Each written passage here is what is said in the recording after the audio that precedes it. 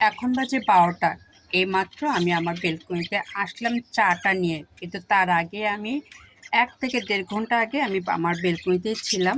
কারণ আমার বেলকনির আজকে একটু আমি আলাদাভাবে একটু গুছিয়ে ফেলেছি, যেটা আমি অন্যদিন করব বলে চিন্তা করছিলাম, কিন্তু আমি আজকেই সেটা গুছিয়ে ফেলেছি। আমার এই গাছটা আমি একটা সুন্দর টবে দিলাম, এটাও একটু টবে দিয়েছি, এটাও আলাদা একটা টবে দিয়েছি। কারণ এটা গোলাপ গাছে সব কুড়াইতে হয়েছিল, কিন্তু তাতে গোলাপ গাছের ক্ষতি হয়ে যেতে পারে। এই জন্য আমি একটু আলাদাভাবে আরেকটা বেলকনি সাজিয়ে ফেললাম। এই দেখুন।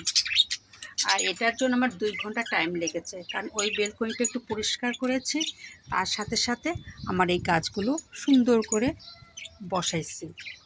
আর এই দেখুন, এটা আমার আরেকটা বেলকনি, যেটা গোলাপ গাছ নয়, এখানে কোনো গোলাপ গাছ নেই, শুধু একটা গোলাপ গাছ আছে। এইটা ওখানে জায়গা হয়নি বিধায় এটা এখানে রেখেছি। এই দেখুন, আমার আজকে আরেকটা বারান্দার লোকটা এইভাবে গুছিয়েছি। এই দেখুন, কারণ উপরে ক্যাকটাস ছিল, ক্যাকটাস সরিয়ে ফেলেছি। বৃষ্টি আসলে ক্যাকটাসের শত্রু, এই জন্য ক্যাকটাসগুলো সরিয়ে যেটা বৃষ্টিতে কাজে লাগে সেই গাছগুলো এইভাবে লাগিয়ে দিয়েছি আর গুছিয়ে ফেলেছি আমার বেলকনিটা। এই দেখুন, তবে আজকের আবহাওয়াটা অনেক সুন্দর আছে, বৃষ্টি হলে খুবই ভালো হবে, কারণ গাছগুলো বৃষ্টি চাচ্ছে আর গাছের জন্য বৃষ্টি খুব দরকার। এর জন্য পানি দিতে যেয়েও আমি পানি দিলাম না, কারণ আবহাওয়া দেখে। আবহাওয়াটা কিন্তু অনেক ঠান্ডায় একটু মেঘও করেছে, এই দেখুন, যার ফলে আমি চাচ্ছি যে বৃষ্টিটা হোক, আমার গাছগুলো একটু প্রাণ ফিরে পাক। কারণ বৃষ্টি হলো গাছের প্রাণ, এটা আমাদের সবাইকে মানতে হবে। আমরা যেমন পানি না খেলে আমাদের জীবনে স্ফূর্তি আসবে না, এবং এদের বৃষ্টি না আসলে এরা গাছের সৌন্দর্য বৃদ্ধি পাবে না। আর এই জন্য আমি একটু অপেক্ষা করছি বৃষ্টির জন্য। আমার প্রতিটা গাছ দেখুন কি শুকনা, তারপরও আমি পানি দিচ্ছি না। কেন দিচ্ছি না জানেন? বৃষ্টির অপেক্ষায় আছি। কারণ আমার হাতে দেওয়া পানির চেয়ে বৃষ্টির পানিটা গাছের জন্য বেশি উপকার হবে।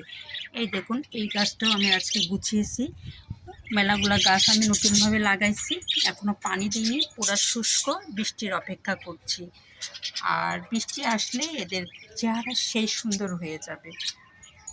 প্রতিটা গাছ দেখুন, এই দেখুন, সেই শুকনা, সেই শুকনা। আমি শুধু বৃষ্টির অপেক্ষা করছি, কিন্তু বৃষ্টি তো আর আসে না। আমার এই মরিচ গাছ, আমি আর মরিচ আপাতত খাচ্ছি না, কারণ মরিচ পাকলে আমি তারপরে এগুলো ছিঁড়ব। আমার মরিচ গাছে প্রচুর মরিচ আছে।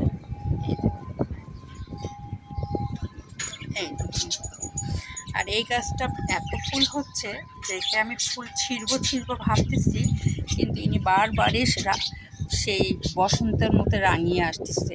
এই গাছটাতে অনেক দিন যাবৎ ফুল হচ্ছে। আসলে গাছটা আমার খুব পছন্দের। গাছটার নাম কারো জানা থাকলে একটু জানাবেন, আমার জানা